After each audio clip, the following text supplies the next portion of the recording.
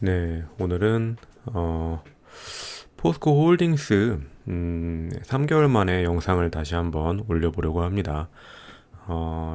이제 리튬 매출이 나오기 시작하는데 그 부분에 대해서 좀 이야기를 해보려고 하고 3개월 정도 됐기 때문에 3개월 동안 있었던 그런 뉴스들, 포스코 홀딩스의 매출이나 이익에 영향을 줄 만한 그런 투자라든지 그런 뉴스들에 대해서 한번 이야기를 해보려고 합니다. 그 전에 좀 재밌는 얘기 하나 좀 하고 넘어가면은, 저는 원래 이런 기술적인 분석은 뭐 그다지 신뢰하진 않는데, 이 윌리엄 오닐의 컵 손잡이 이론이라는 게 있어요. 그게 뭐냐면은, 이제 주가가 이렇게 상승을 하다가 뭔가 이렇게 조정을 몇 주나 몇 달 정도 이렇게 받다가 컵을 만드는 거죠. 컵 모양을 만든 다음에 어, 컵 손잡이를 만들 때, 이때 이 컵 손잡이는 한 1, 2주 정도의 짧은 기간 동안에 만들고 컵 손잡이 부분의 상단을 이렇게 돌파할 때, 이때 이제 시세가 분출된다. 뭐 이런 오닐 형님이라는 어떤 기술적인 어떤 책 제목이 일단 최고의 주식 최적의 타이밍이라는 책인데, 어떤 주식 투자에 있어서 최적의 타이밍을 노려서 좀 결과가 좋았던 형님께서 어, 만든 그런 이론입니다. 음, 이분이 얼마 전에 돌아가셨는데 전설적인 투자자죠. 이분도 어떤 뭐 어, 인지도 측면에서는 뭐 피터 린치라든지 워렌 버핏처럼 그런 그 정도는 안 되지만은 뭐 기술적 분석이라든지 이런 거 좀 좋아하는 분들, 알만한 사람들은 다 아는 이제 그런, 이분도 꽤 유명한 투자자입니다.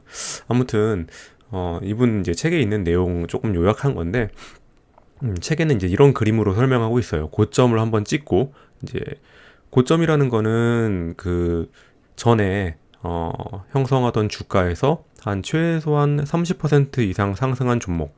그러니까 이때 포스코 홀딩스 같은 경우에는 이제 40만 원대 됐거든요. 그 전에 주가가 한 25만 원 이랬으니까 한 40% 50% 정도 상승을 했죠. U자형 모양 주봉을 그리며 조정을 받는데, 이게 3개월에서 6개월 정도 소요되며, 근데 최소 7주, 최장 65주 정도. 이게 주봉이니까는 이게 뭐 일단 7주는 넘었죠. 10주 정도 되는 것 같아요. 10개 정도 되는 것 같아요, 주봉이.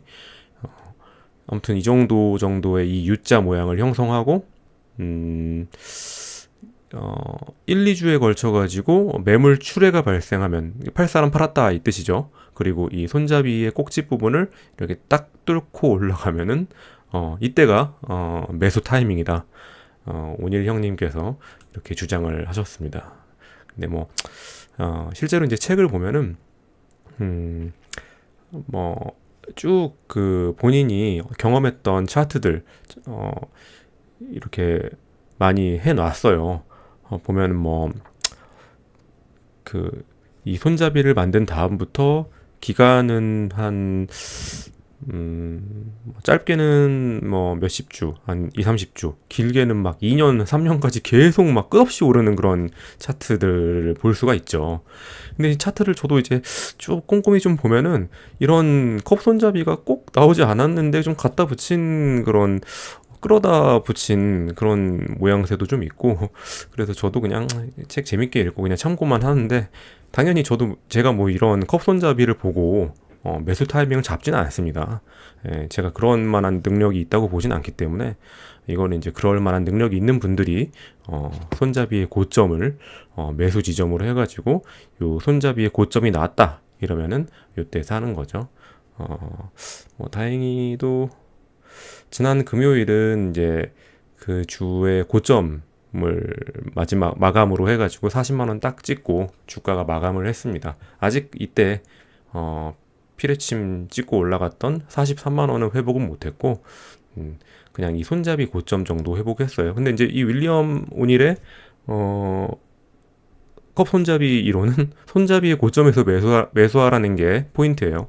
아무튼 이거 뭐 이런 뭐 재밌는 투자 차트 기법이 있었다. 이건 좀 알고 계시면 되겠고. 3개월 제가 지난번 영상 올렸을 때가 4월 초였는데 이제 7월 초가 돼가지고 3개월 정도 기간이 지났어요. 3개월간 어떤 뉴스가 있었는지 다시 한번 좀 살펴보는 측면에서 제가 이제 이렇게 이제 뉴스가 뜨고 이러면은 저랑 이제 주식 그 스터디 같이 하는 뭐 단톡방 같은데 매번 거의 매일같이 도배처럼 이렇게 새로운 포스코 관련된 뉴스를 올리고는 하는데 저도 이제 매번 제가 올려놓고서도 이렇게 좀 정리를 안 해놓으면은 무슨 뉴스가 있었는지 좀 이게 가물가물 하더라고요. 저도 지나간 일들을 좀 복귀하는 차원에서 한번 이렇게 정리를 해보려고 합니다. 일단은 5월 달에는 이제 이런 뉴스가 있었어요. 니켈 공장 인도네시아에다가 짓는데 전기차 100만 대 분량이고 여기다가 5,900억 정도 투자한다. 그래서 2025년부터 상업 생산에 들어간다. 이제 상업 생산에 들어간다는 말은 딱 정식으로 어떤 매출로 잡힌다는 거죠.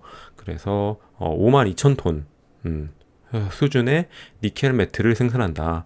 그러니까 인도네시아 같은 경우에는 어떤 자원에 대한 어떤 외교적인 스탠스를 제가 이제 공부한 바로는 자국에서 생산해서 그러니까 광물제로 들고 나가지 못하게 자국에서 어떤 제조 과정을 거쳐서 자국의 어떤 부가가치를 좀 만들고 기술도 좀 자국에 좀 남을 수 있게 그렇게 좀 보호하는 정책을 많이 펴더라고요. 그래서 광물제로 니켈을 가져오는 게 안 되고 이렇게 이제 니켈 중간재로 만들어 가지고 어딘가에 이제 수출을 하는 이런 식으로밖에 좀 안 된다고 제가 알고 있는데 아무튼 인도네시아에 투자한 게 2023년 5월 이 뉴스가 떴다는 거죠. 그러니까 이런 투자에 대한 결정은 진짜 그 전부터 있었겠지만은 5월 달에 건설하겠다고 포스코 홀딩스 측에서 밝혔다.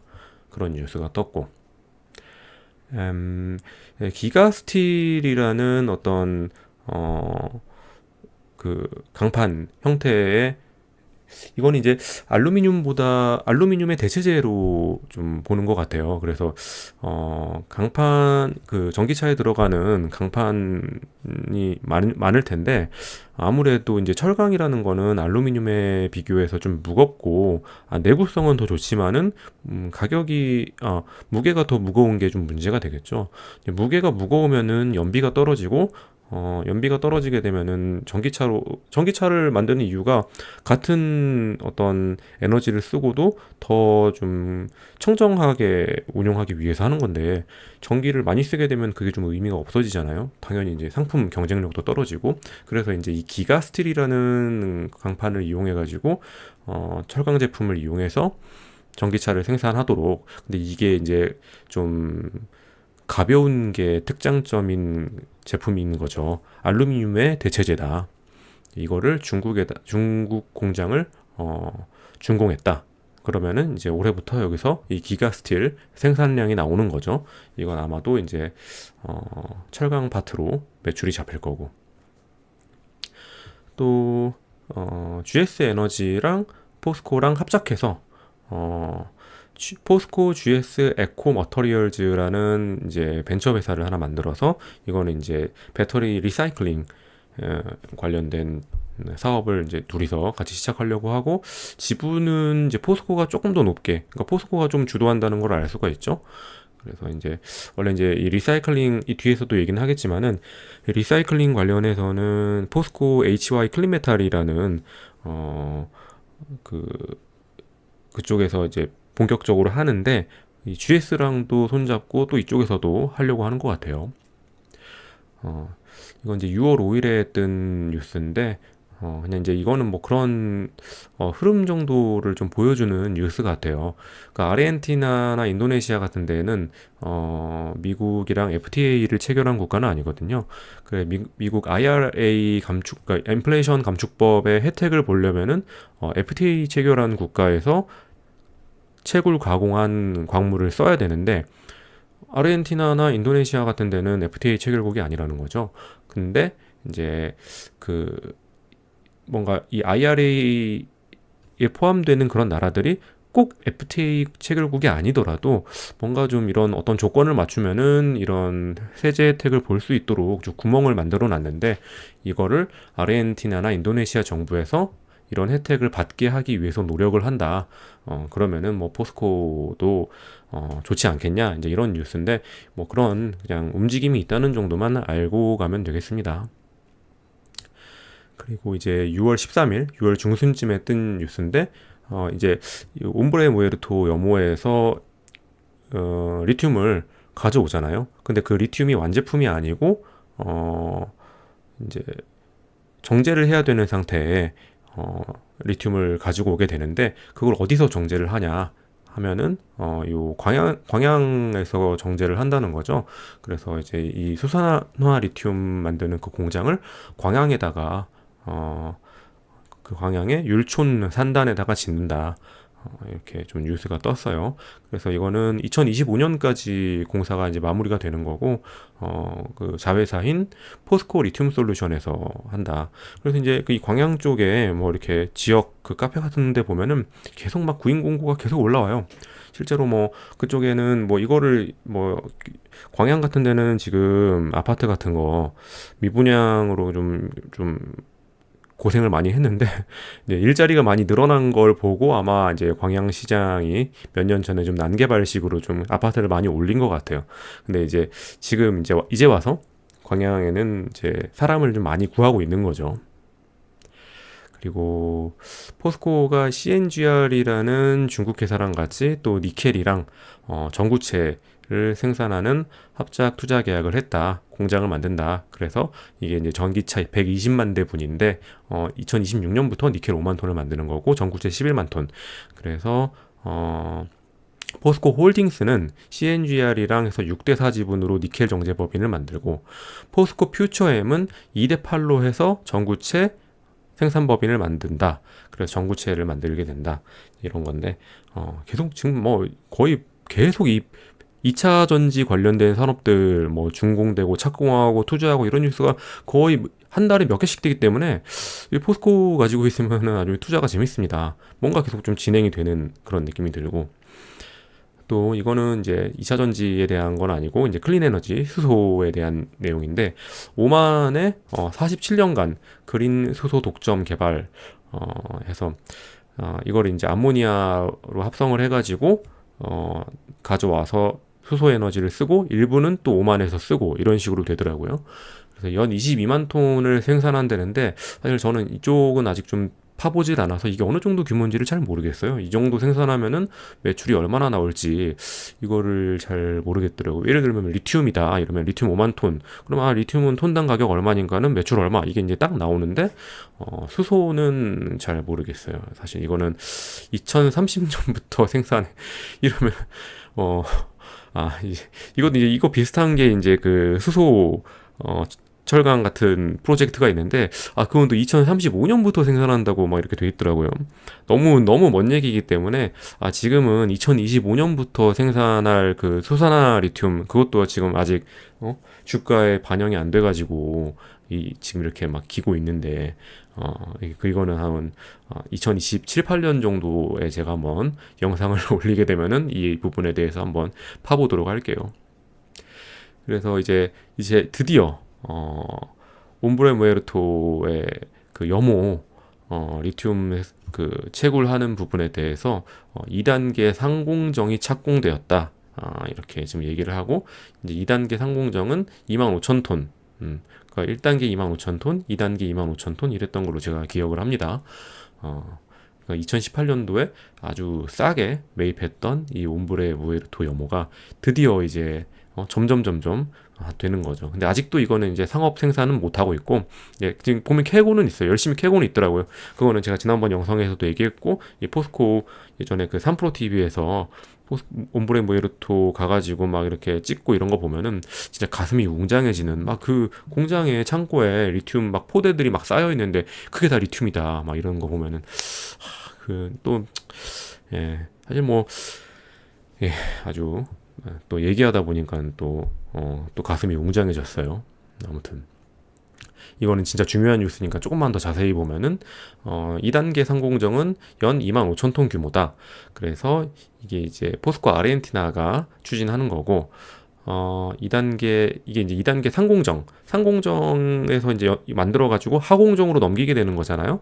하공정 아까 했던 뉴스가 그 하공정에 대한 부분이죠.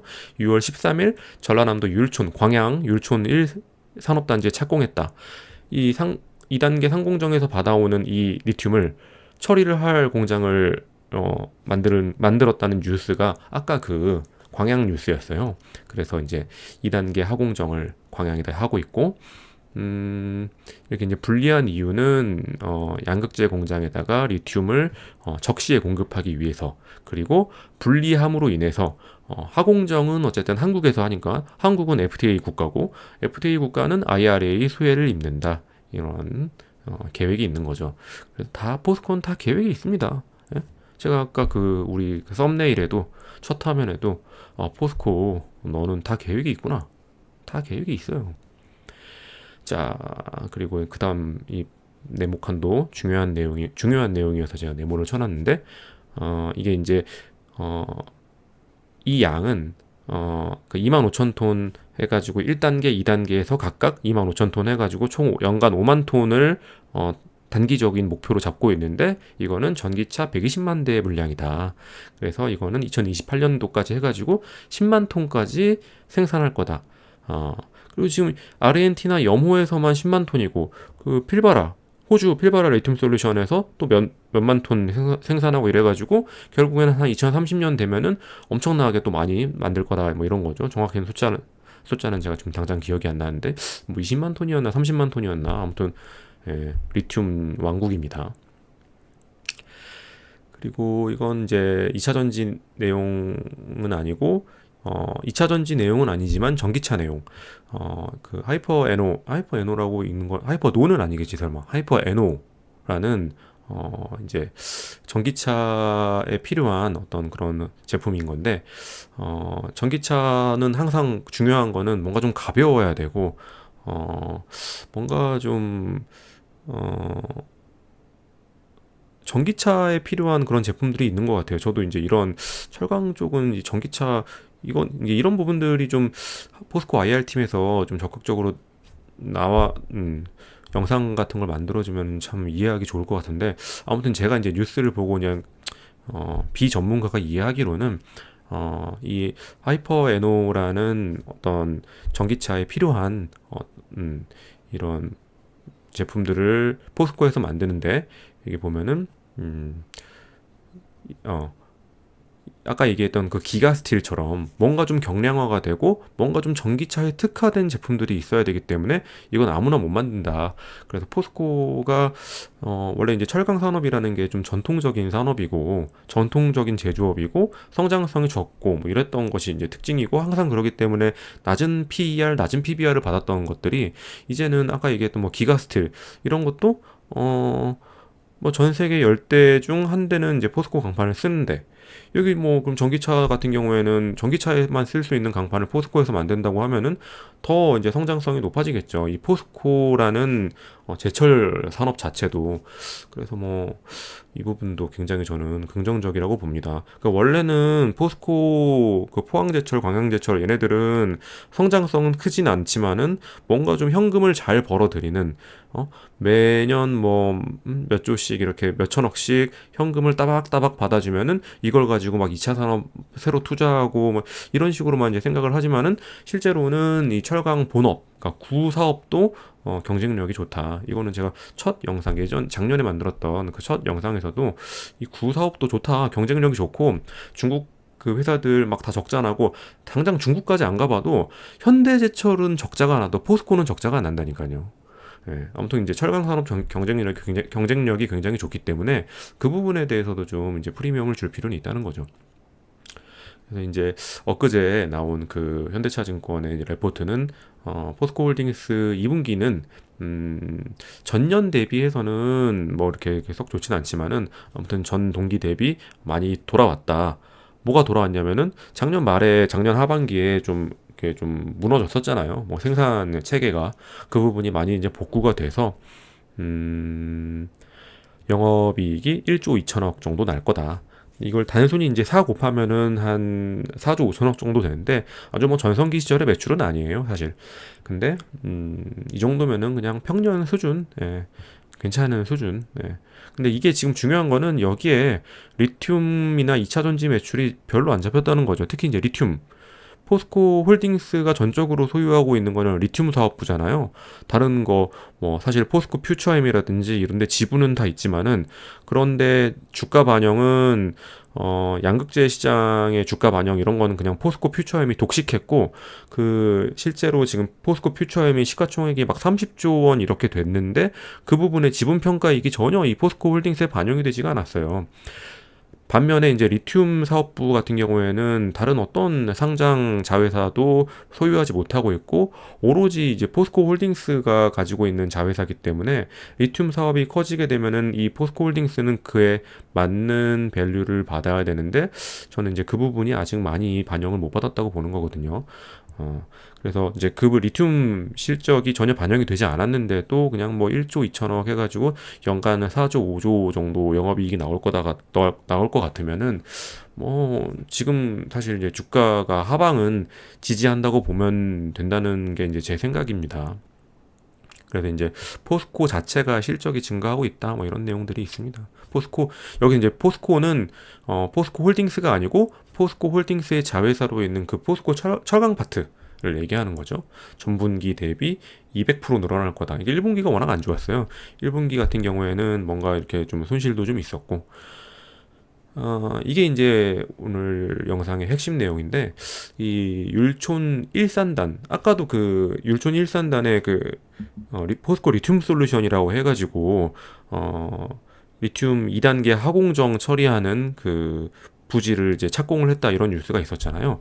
그 율촌 일산단에 포스코 HY 클리메탈이라는 2차 전지 리사이클링 공장을 준공을 했어요.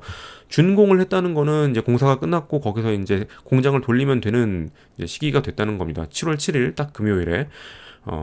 그래서 이제 이게 올해 4월 달에 IR 자료에서 나왔던 건데, HY 클린메탈, HY는 이제 중국 그 기업인 화유를 이제 딴 거고, 포스코, 화유, 클린메탈. 클린메탈이라는 거는 이제 리사이클링이라는 뭐 뜻인데 그거를 이제 좀 어감이 좋게 하기 위해서 클린메탈이라고 붙였다고 하더라고요. 그래서 이제 이게 정상 조업도 달성은 11월이라고 했는데 이제 바로 공장을 돌릴 것 같아요. 그래서 올해 상반기에는 한 1,000억 정도 매출을 낼 거고 내년에는 한 2,500억 정도 매출을 낸다고 하는 거 보면은 3쿼터 때 이미 이제 공장이 돌아가기 시작하고 1,000억 정도 하면은 그러니까 4큐 때 이게 보면은 2024년도에 2,500억 정도면은 분기당 한 600억 정도를 기대를 하는 거잖아요. 근데 올해 하반기 동안 1,000억 정도 예상을 한다는 거는 3쿼터 때 이미 공장을 많이 가동을 한다는 뜻이 되겠죠. 그래서 이게 원래는 작년에 예측하기로는 3천억대 정도의 매출을 기대를 했는데 지금 요새 올해 상반기에 좀 피크 쳤던 그런 2차 전지 재료들 광물들의 시세가 좀 떨어져가지고 지금은 한 2,500억 정도로 예상한다 이렇게 보더라고요.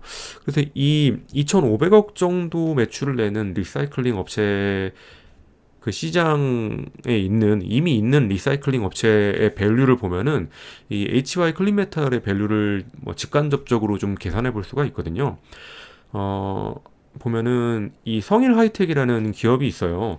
여기 지금 상장 기업 중에는 이제 배터리 리사이클링 그 회사로는 대장주고 매출이 2022년도에 2,700억 정도 나왔어요. 딱 좀 비슷한 정도죠? 2,500억 정도? 근데 이 성장 속도가 보면 어마어마하죠.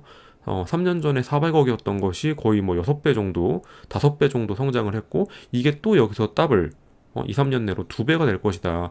그러니까 이 배터리 리사이클링이라는 이 산업 자체가 성장 속도가 굉장히 빠르다고 보면 될 것 같아요. 이게 지금 시가총액이 1.6조가 좀 안 되거든요.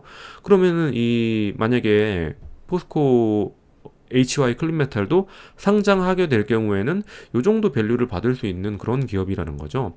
물론 그 지금 포스코가 가지고 있는 지분은 한 65% 정도, 그러니까 3분의 2를 포스코가 가지고 있고 3분의 1을 화유에서 가지고 있는데, 그러다 보면은 시가총액 1.5조라고 해도 1조 원 정도는 받아야 되는 자회사 가치라는 거죠. 지금 포스코 홀딩스 시가총액이 한 33조 되는데 그냥 여기다가 1조를 그냥 탁 보태주면 된다. 그리고 그게 이제 계속 올라간다. 예. 제가 이거를 사실 이 포스코 클리메탈 지난번 영상에서도 얘기했는데, 이 활용 점정을 결국에는 마지막 이 배터리 산업의 방점을 찍는 그 회사가 이 HY 클리메탈이다, 활용 점정이다, 이렇게 좀 얘기를 했던 기억이 나요. 제가 이거를 보고 좀 그때도 이미 포스코는 진짜 다 계획이 있네. 왜냐면은 원래 우리가 뭔가 이렇게 뭐 화학 제품도 그렇고 이 금속 제품도 그렇고 뭔가 이렇게 만들다 보면 자꾸 이 부산물이 나오잖아요. 부산물이 나오고 그리고 뭐 썼던 거를 이렇게 재활용하게 되는 그런 일들이 생기게 되는데, 먼저 이제 본 제품을 생산을 하고 떨어지게 되는 그런 부산물이 만약에 너무 많이 쌓이고 그러다 보면은 그걸 이제 재가공하는 산업이 발달하게 되고 그런 식으로 이제 산업이 흘러가게 되는데, 포스코는 이 수직 계열화 하면서 포스코 HY 클리메탈을 그냥 처음부터 여기 넣어버린 거죠. 여기 지금 아르헨티나 공장 착수한 게 22년도인데 똑같은 시기에 HY 클리메탈을 넣었어요. 이미 이제 공사가 된 거죠. 이제 이런 걸 보면은 이게 처음부터 이 체인을 다 먹으려고, 다 하려고, 그러니까 이렇게 체인이 다 돼 있으면은 이쪽에서 이쪽으로 넘기고 이쪽에서 이쪽으로 넘기고 자기네들끼리 왔다 갔다 하면서 더 이제 효율성은 좋아지는 측면이 있다고 보거든요. 그래서 포스코 너는 다 계획이 다 있구나, 이제 이렇게 이번 영상의 결론이 되겠습니다. 예, 오늘 포스코 홀딩스 영상은 여기까지 하려고 하고요. 보면은 지금 포스코 홀딩스는 거의 뭐 2주마다 한 번씩 아주 뭐 좋은 뉴스들이 계속 나오고 있어요. 그게 뭐 이렇게 시장을 막 뭔가 선동하고 이렇게 막 수급을 꼬이게 하려는 그런 뉴스가 아니고, 실제로 그 뭔가 이 플로우 차트 상에 만들어 놓은 계획했던 것들이 하나씩 하나씩 이루어지는 이런 즐거움, 이런 게 있기 때문에 포스코 홀딩스의 뉴스란을 보면은 상당히 좀 기분이 좋죠. 나는 내가 오늘 이렇게 꿀잠 자고 있는 동안에도 포스코는 내 투자금을 이렇게 잘 해가지고 잘 공장을 굴려가지고 나한테 수익금으로 돌려주는구나. 이제 3개월 전이랑 주가를 비교해 보면은 사실 그때 보니까 한 39만 원 정도 했더라고요. 이번에 아직 엊그제 보니까 주가가 40만 원 정도 하는데 별로 좀 오른 건 없지만은 그래도 이제 장기적으로 이제 보는 거니까 아주 좀 희망적으로 보고 있고, 뭐 포스코 에코프로 같은 주식을 보면은 조금 이제 상대적 박탈감 좀 느끼긴 하지만은 포스코도 장기적으로 몇 년간의 좋은 흐름 보여줄 거라고 생각합니다. 뭐 관심 있는 분들은 이따금씩 이렇게 조정을 줄 때가 있어요. 21선이나 60일선으로 이렇게 떨어질 때가 있는데, 아직 뭐 보유하고 있지 않은데 뭐 주가가 이미 좀 많이 오른 것 같아서 부담이 된다, 이렇게 생각할 수는 있지만은, 그렇게 이제 조정 받을 때 눌림목이 있을 때마다 이렇게 조금씩 하면은 그래도 조금 부담, 고점 매수에 대한 부담이 없이, 지금 40만 원이라는 주가가 이렇게 비싸다는 생각은 안 들거든요. 지금도 사실 배당금, 최소 배당금 1만 원 정도를 기점으로 했을 때 배당 수익률이 2.5% 정도 되고, 성장하는 주식인데 2.5% 정도 배당 주면은 뭐 나쁘진 않다고 보거든요. 물론 이게 고배당주는 아니에요. 이제 저는 이제 26만 원대 주식을 샀었는데 그때는 진짜 고배당주였거든요. 근데 지금은 이제 고배당주라고 좀 생각하기는 좀 어렵고, 저도 그래서 이 고배당 받는 그 계좌에서 다른 계좌로 이제 빼가지고 따로 좀 관리를 하고 있는데, 어쨌든 2.5%라는 배당금도 이렇게 뭐 또 요즘같이 금리가 이렇게 높은 시점에서는 좀, 예, 아무튼 뭐 그건 배당은 부산물이라고 보고 주가 차익이 본업이라고 보고 이렇게 좀 투자하면은 좋은 결과이지 않을까 싶습니다. 네, 오늘 여기까지 영상하고 또 3개월 뒤에 또 요 포스코 관련된 영상 한번 더 올려보도록 할게요.